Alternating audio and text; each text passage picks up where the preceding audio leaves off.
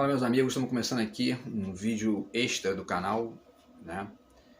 Para falar do falecimento do apresentador e escritor Jô Soares, que infelizmente nos deixou na madrugada de anteontem para ontem, né? De quinta para sexta-feira. Segundo consta a notícia de que o Jô faleceu às 2h30 da madrugada de sexta-feira, né? De ontem, no Hospital Sírio-Libanês, em São Paulo, de uma causa que não foi divulgada, né? O Jô tinha 84 anos e estava internado no hospital desde o dia 28 de julho, né? Então, quer dizer, já estava num processo ali, né? Estava com algum problema de saúde e infelizmente veio a falecer, né? É uma notícia triste, né? A morte de todo mundo é sempre triste, né? Mas, enfim, uma figura como o Jô Soares, que é uma figura inteligente, né? Era uma figura inteligente e criativa, né? Enfim, esse tipo de situação choca a gente também, né? De maneira especial, inclusive porque o Jô era também escritor, né? E aqui no canal a gente tem, né, esse foco na escrita, na leitura, enfim, no conhecimento, e o Jô era uma figura desse campo, né? E isso me toca profundamente porque eu, desde criança, sou uma pessoa muito ligada às questões da inteligência, né? Essa coisa da inteligência sempre foi um símbolo muito importante para mim, né? E, enfim, e nesse nível, nesse sentido, o Jô era uma figura que representava isso de maneira, né, evidente, de maneira brilhante, né? Enfim, então vamos tentar falar aqui, né, desse assunto, de alguns elementos da obra dele, né? E eu separei aqui rapidamente para falar, né, de uns aspectos da carreira do Jô, né? Os livros que ele escreveu, falar um pouquinho sobre o humor e também sobre a questão da entrevista, né? Que o Jô era uma figura ímpar aí no campo da entrevista, tá? Então, assim, no sentido da vida, né, profissional e alguns aspectos da vida dele, o Jô Soares era apresentador, né? Todo mundo sabe que ele era apresentador, dramaturgo, ator também, né? Fez filme, escritor, né? E trouxe o talk show para o Brasil, né? Que é essa entrevista no modelo dos Estados Unidos, enfim, né? Com conexões com o Letterman, né? E tal, ele trouxe o modelo para cá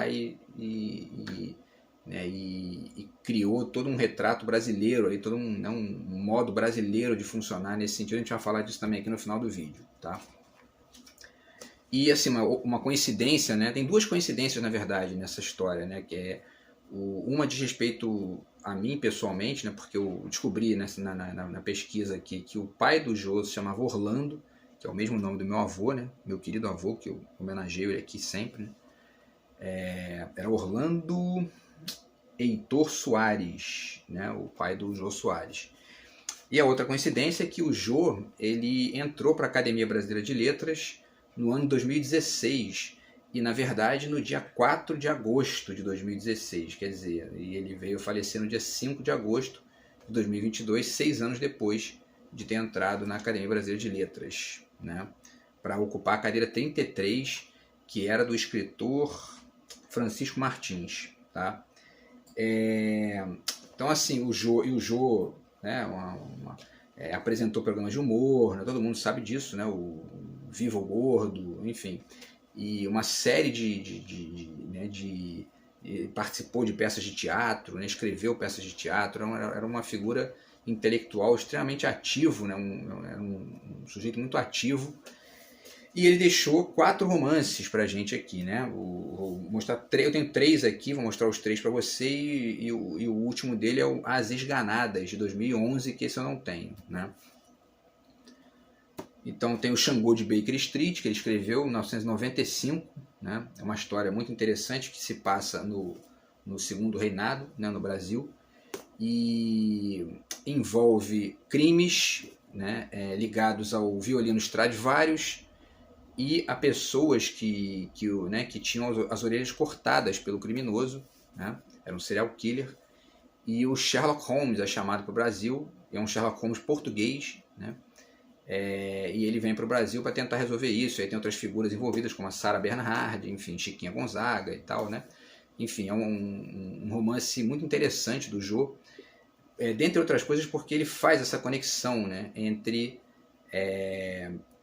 vida, né, a vida fora do livro, né, e a vida ficcional, né, a ficcional estrito sensu, né? E isso é muito interessante porque isso tem uma inteligência extra nisso, que é mostrar o quanto que a vida tem de ficção e o quanto que a ficção tem de vida, né? E os livros do Jô todos têm essa qualidade, né? Então, enfim, o Xangô de Baker Street, né, de 1995, tá?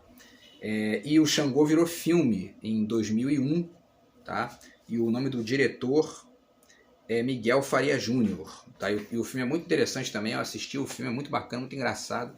Quem não viu ainda, vale a pena, né? Especialmente a cena em que porque o Sherlock Holmes é português, e aí envolve a questão de maconha, e ele é virgem também, quer dizer, a história é muito engraçada, né? Enfim, e aí tem o segundo romance do Jô, desses 4 aqui que eu estou mostrando, que é O Homem que Matou Getúlio Vargas. Tá aqui, tá? Esse aqui já é de 1998, né? 3 anos depois do Xangô, ele escreveu esse livro aqui, né? E aí a história de um assassino bósnio, né? Eu esqueci o nome dele aqui, que aonde está aqui na orelha, né? É o Dmitri Borja Korozet, né? E ele é um cara que está sempre na hora, ele é o homem certo, mas na hora errada, né? Ele é uma espécie de especialista em dar tiros pela culatra, é o que está aqui, né? E ele vai tentando assassinar figuras históricas e tal, e ele vai, né, tendo fracassos ali no meio do caminho. E o Jô monta também esse romance misturando elementos aí da história política com elementos ficcionais estrito sensu, né? Enfim, e aí tem no ano de 2005, né? 2005, ele escreve O Assassinatos na Academia Brasileira de Letras, que já é um romance que envolve enfim, crimes, né, na ABL e o Rio de Janeiro da década de 20, né? Então também tem essa pesquisa histórica. O Jô, também é uma qualidade, né, de uma virtude do Jô Soares era essa, né, de fazer pesquisa aprofundada sobre tudo que ele trabalhava, né? Isso, ele foi assim nos romances, foi assim nas entrevistas, né? E era assim na vida, né? E isso é um exemplo a ser seguido, especialmente nesses tempos de fake news que a gente vive aí, que as pessoas leem, né, um negócio por 10 segundos e concluem o negócio sem fazer uma pesquisa aprofundada. Quer dizer, tem que estudar mais o modo de funcionamento da vida do Jô Soares para poder aprender com isso, né? E o quarto romance do Jô, como eu falei, chama-se As Esganadas. Isso eu não tenho aqui, mas ele é de 2011, tá? Enfim, e aí é isso, né? O que mais? Tem mais aqui para falar, né? O que mais aqui?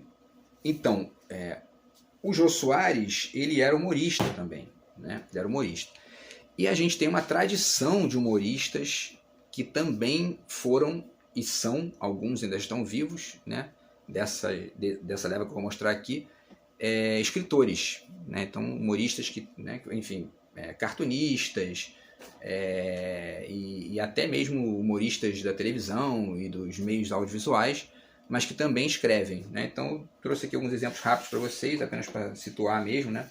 Porque é o time do Jô, né? Então o Milor Fernandes, né? Tá aqui, ó, esse livro que é a Bíblia do Caos, né? Que é o Milor definitivo. Inclusive nesse livro aqui tem um verbete sobre o Jô Soares, tá?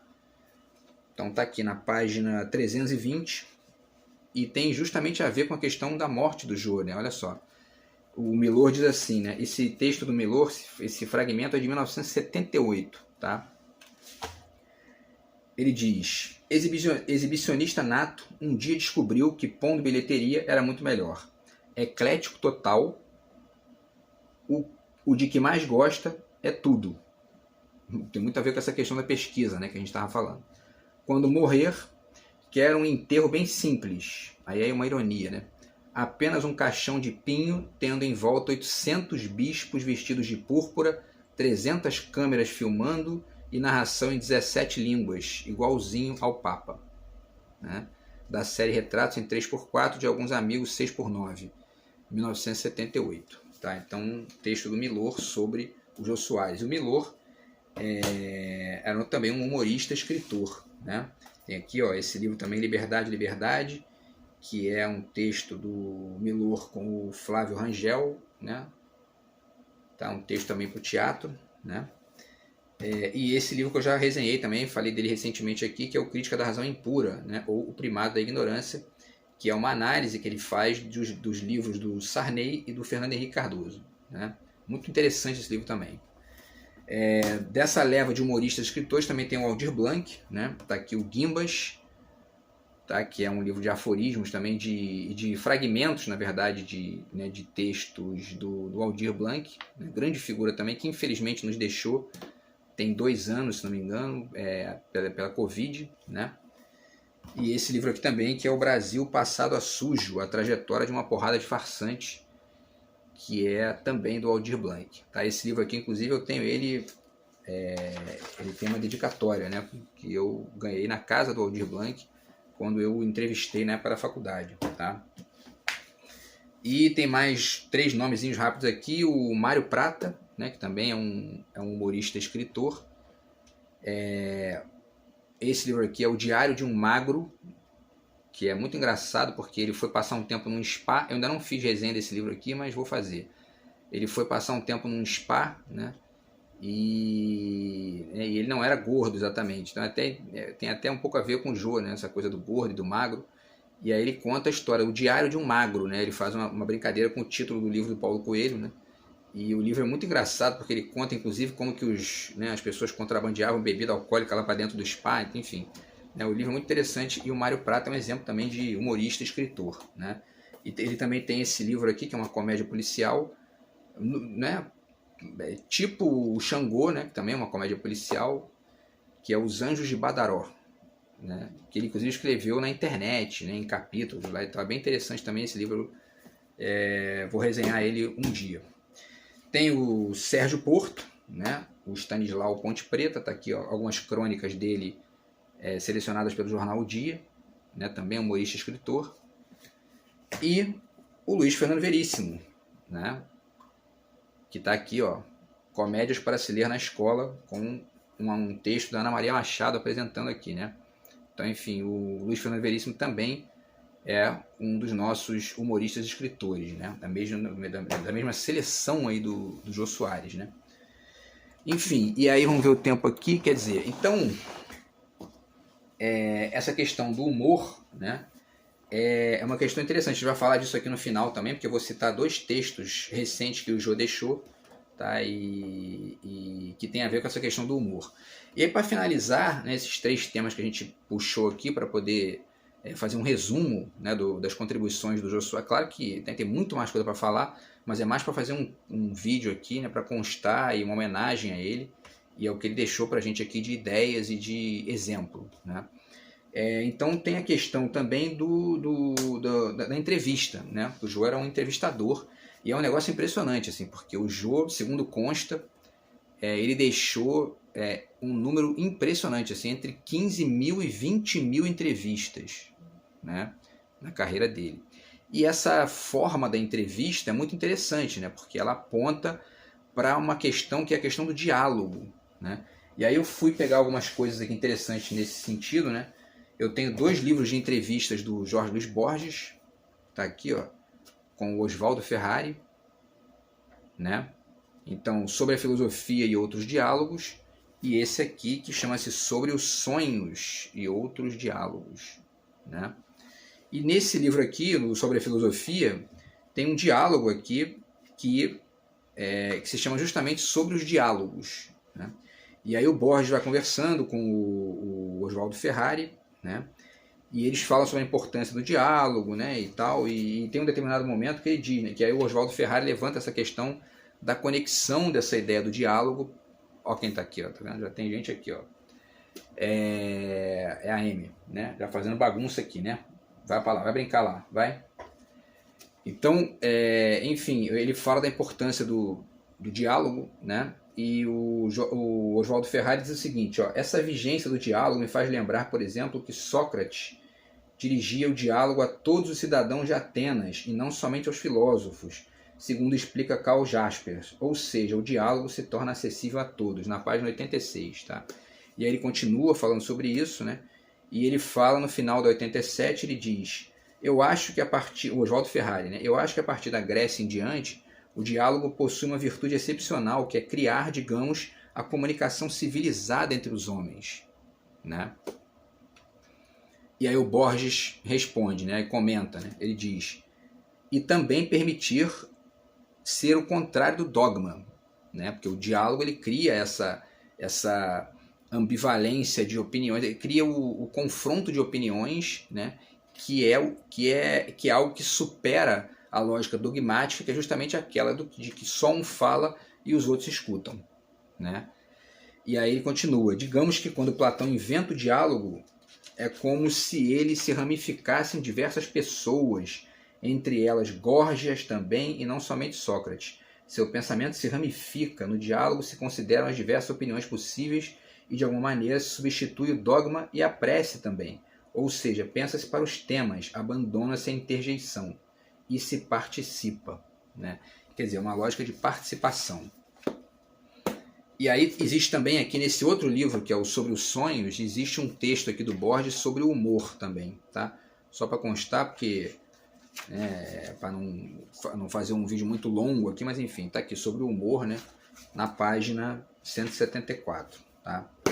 E aí é interessante, né, essa referência que ele faz à filosofia e ao Sócrates, ao Platão, porque de fato a entrevista, especialmente nos moldes, né, de uma conversa com uma pessoa como Jô Soares, era um fato filosófico, de maneira bem clara, né, bem evidente.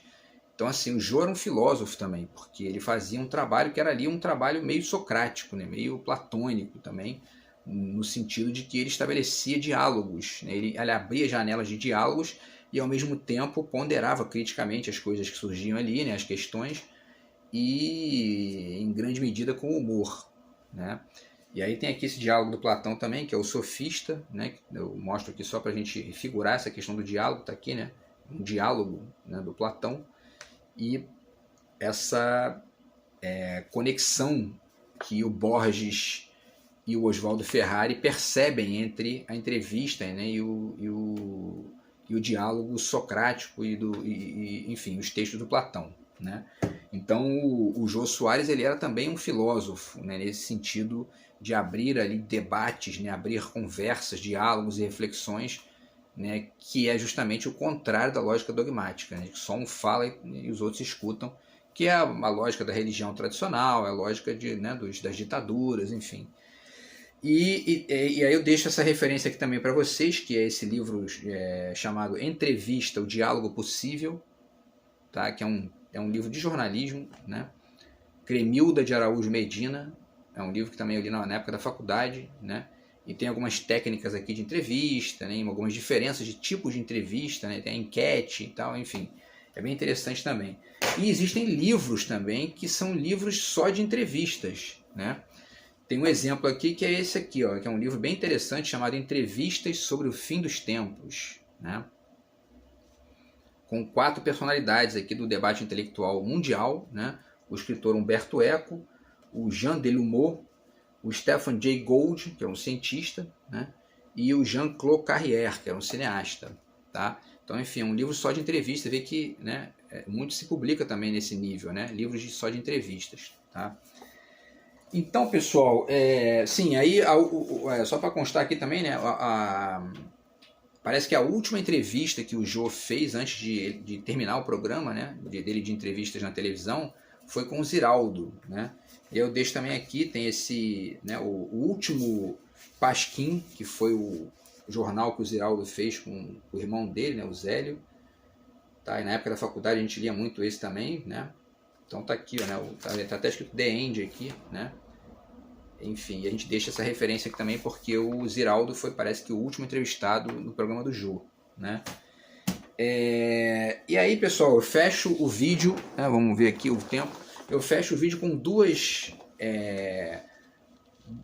textos, né, que o Jô deixou. Na verdade, um deles é uma entrevista que ele deu para a revista Cult em 2004 e que está rolando aí no Instagram e no Facebook também um trecho dessa entrevista interessante que eu vou comentar aqui, e que esse trecho, eu já tive a ideia aqui de fazer um vídeo sobre esse trecho, tá? Eu vou só ler rapidamente ele aqui e vou fazer um vídeo só sobre esse trecho do Jô Soares, que eu acho ele muito rico, para a gente discutir, inclusive, né, o processo eleitoral, tá?